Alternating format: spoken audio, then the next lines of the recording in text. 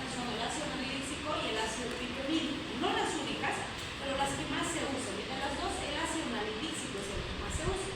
Vamos a ver que son activas frente a gram negativas en infecciones urinarias, pero su espectro suele ser más bajito. Entonces hablamos en general de infecciones urinarias que no son muy complicadas, ¿sí? Y el ácido anhídrico van a ver que se usa mucho por esa razón. Sin embargo, la tolerancia no suele ser muy buena, suele producir mucho efecto adverso y por eso es que no lo usamos con tanta frecuencia, ¿sí?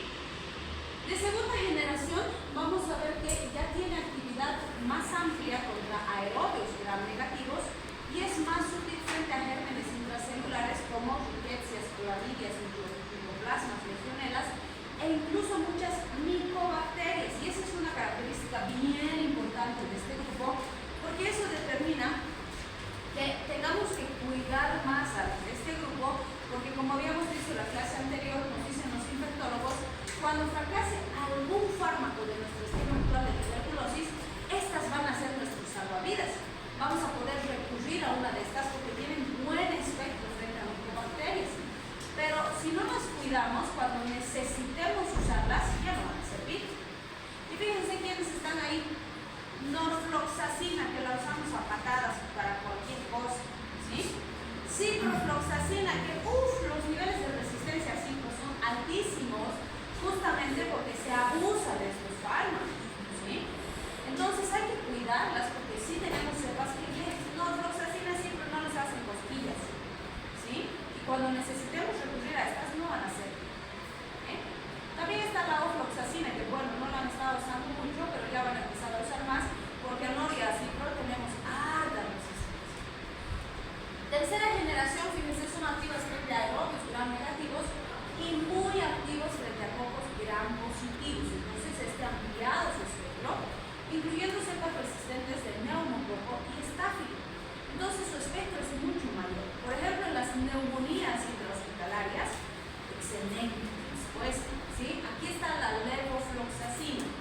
En los pacientitos con COVID que estaban con sus neumonías ya complicadas y demás, ante nuestra situación, las características de nuestro sistema de salud y demás, se les ha dado levofloxacina como profilaxis antimicrobiana, ¿sí? Entonces se ha usado muchísimo levo durante la pandemia. Ahora que ya no estamos en esa situación tan problemática, pues hay que empezar a cuidarla más, porque es un fármaco espectacular, su espectro es buenísimo. Pero si no la cuidamos, la vamos a perder, ¿sí?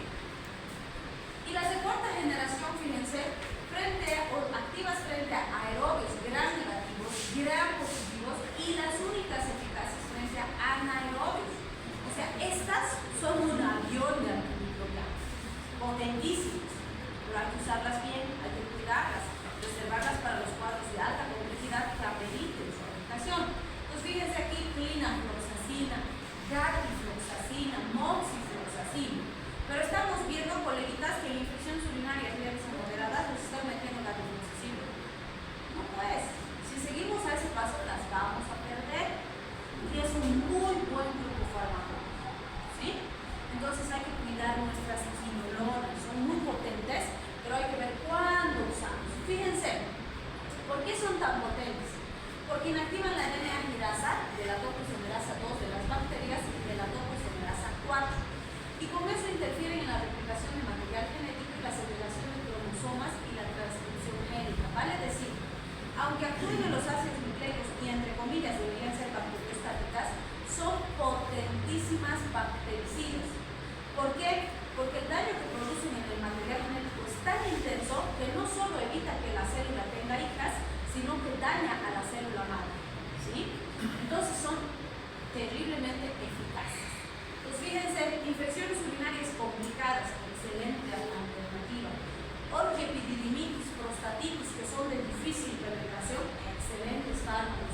Gastroenteritis bacterianas, las fiebres endémicas, las osteomelitis, que son bien complejas de manejar, van muy bien con quinolonas.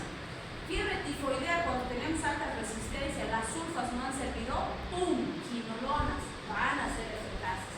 ¿Podemos pasarle parenteral quinolonas? Claro que sí. Si no estamos viendo buena respuesta con el pacientito con su fiebre tifoidea ambulatorio, hospitalizar endovenoso le podemos pasar quinolonas, va a ir bien, ¿sí? Porque no se olviden que también tenemos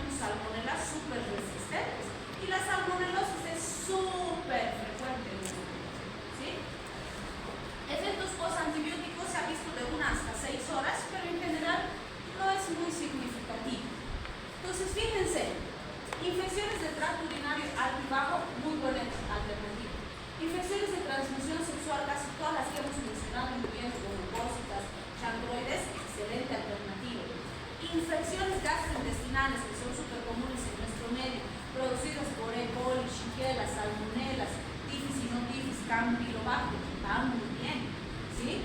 Neumonías nosocomiales inclusive, la levo, la moxifloxacina son buenas alternativas. Entonces, si se dan cuenta, básicamente tenemos cubiertos los focos infecciosos más importantes. Por eso es un excelente fármaco, pero hay que decidir bien cuándo damos para cuidar también este grupo farmacológico, ¿sí? Bien, esto es súper importante con quinolonas. Las quinolonas no se deben usar en niños.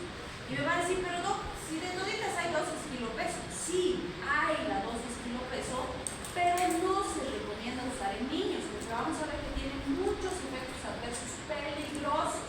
Y en general lo que tienen que tener aquí bien metido es no quinolonas en niños. Y ahí, como siempre, nuestro paréntesis. Ok, hay situaciones muy particulares en las que puedo considerar quinolonas. Entre todo el grupo que hemos visto, el ácido nalidíxico, que es el más suavito, por decirlo así, es el único que se ha probado y se ha dicho que es bastante seguro, pero no en niños muy chiquititos, más o menos a partir de los 10 años, 8 años, por ahí, puede considerar un ácido nalidíxico. Antes de eso, mucho riesgo, mejor no, ¿sí? ¿Cuándo considero quinolona en un paciente pediátrico? Cuando tengo infecciones del tracto urinario, infecciones del tracto respiratorio, digestivo inclusive, pero producidas por microorganismos multiresistentes, infecciones terribles y que no tengo ninguna otra alternativa más, recién pienso en quinolonas, ¿sí? Pero si puedo usar otras alternativas y que tengo además buena cantidad, no quinolonas, por favor, en niños, ¿sí? Les hacemos daño, por una razón están contemplados, entonces vamos a ver en sus efectos adversos. Bien, entonces vamos a ver dosis de 3, el ácido nalidíxico, que les decía que es el de primera generación, Cipro, que es una de las que más se usa de segunda, y Levo, que es de tercera. Entonces, el ácido nalidíxico, fíjense, normalmente más para cistitis, hemos dicho infecciones urinarias muy intensas, leves. 1 gramo cada 6 horas, esa es otra dificultad, porque es más difícil cumplir cada 6 horas, ¿sí? Entonces es un intervalo difícil para el paciente y además que empieza a tomar, le duele la cabeza, tiene náuseas, le duele la cabeza, tiene mucho efecto adverso. De cada 10, 9 pacientes tienen muchos efectos adversos y no toleran la medicación. Y eso limita bastante la autorización. Pero estamos llegando al punto en que la bacteria solo es sensible al ácido nalidíxico, porque no lo usamos, ¿sí? Entonces hay que usarlo bien. Fíjense, ahí está la dosis kilopeso, 55 miligramos kilogramo día cada 8, cada 6 horas. Vuelvo a insistir, solo si el beneficio justifica el riesgo, ¿sí? Ciprofloxacina, de 500 a 750 miligramos cada dosis. Normalmente así vienen las presentaciones. Hay cipro de 500 y hay cipro de 750. Puedo darle hasta 1 gramo si realmente lo necesito. Intravenoso viene de 200 y de 400, vienen como sachetitos que tienen su piquito para conectar el equipo de suero, y se le conecta directo, pasa intravenoso. Va muy bien. Por ejemplo, nuestros urólogos a veces, por decir, llega una pacientita que está con una infección urinaria, pero terrible, ya está orinando sangre, está ya con signos de pielonefritis y demás, y no se quiere hospitalizar, porque pues quiere trabajar o tiene hijitos chiquititos, entonces no se puede hospitalizar. Entonces, ¿qué hacen nuestros urologos? Le dicen, ok, entonces te tienes que quedar por lo menos 2 horas aquí en la mesa. Y le pasan ciclo intravenoso para internarla, y luego le continúan oral y le hacen su policorpo con su texto. Y ayuda bastante, ¿sí? Pero hay que vigilar y hay que explicarle los riesgos, porque también a veces la realidad de nuestros pacientes no se acopla a lo que quisiéramos que pase. Entonces, si no puede, hay que ver formas para evitar. Porque si no, pues va a ser fallita renal, claro que no, ¿sí? Bien, ahí están, fíjense, en dosis kilopesos, ya. Entonces, puedo darle de 20 a 30 miligramos kilogramo día cada 8 a 12 horas, solo en pacientes con casos, patologías de base graves, fibrosis quísticas, que tienen infecciones urinarias severas, con microorganismos multiresistentes y no tengo nada más, ya puedo considerar sí. Si no es el caso, no, ¿sí? ¿Y por qué les digo? Porque sí estamos teniendo complicaciones en niños, porque están dando quinolonas, porque como no saben fármaco, entonces agarran, googlean y ¡pam! Infección urinaria, ¡prum! Quinolonas, le sale como el fármaco de primera elección. Pero es niño, ¿sí? Como les dije alguna vez, para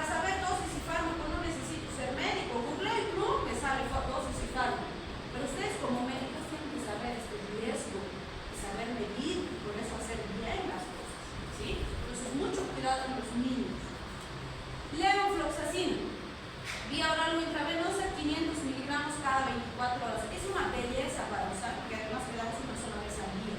Si hay de 750, sí. Solo en los casos graves se recomienda 750. ¿Sí?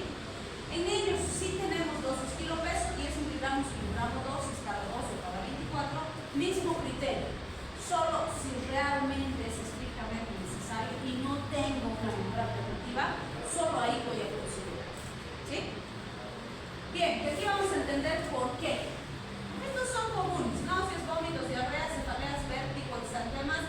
Se han visto más con ácido analítico más que con cualquier otro, pero pueden presentarse. Hay que estar pendientes en base al problema. Este es bien interesante, ¿sí?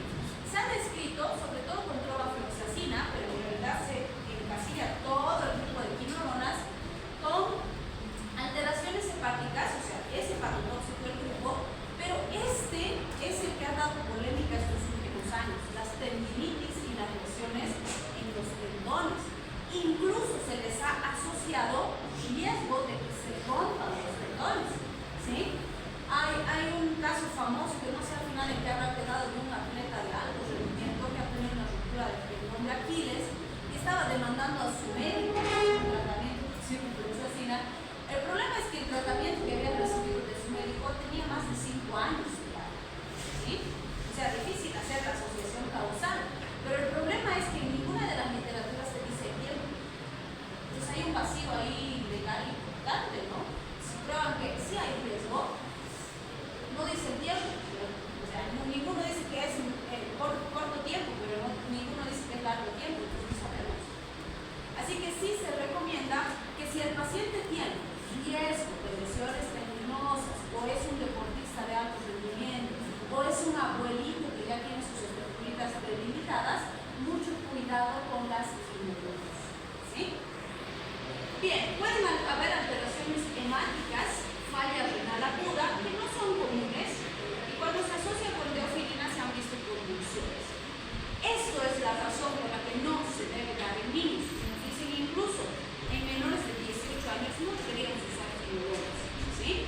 Porque daña el cartílago de crecimiento, puede producir malformaciones permanentes y que deterioren la calidad de vida del paciente, puede producir artropatías, puede producir lesiones en los dientes del paciente. Entonces, parecido a lo que hemos visto con tetraciklina, ¿se acuerdan? Entonces, por esa razón, no se debe usar quinolonas en pacientes pediátricos. Bien, con eso habíamos terminado entonces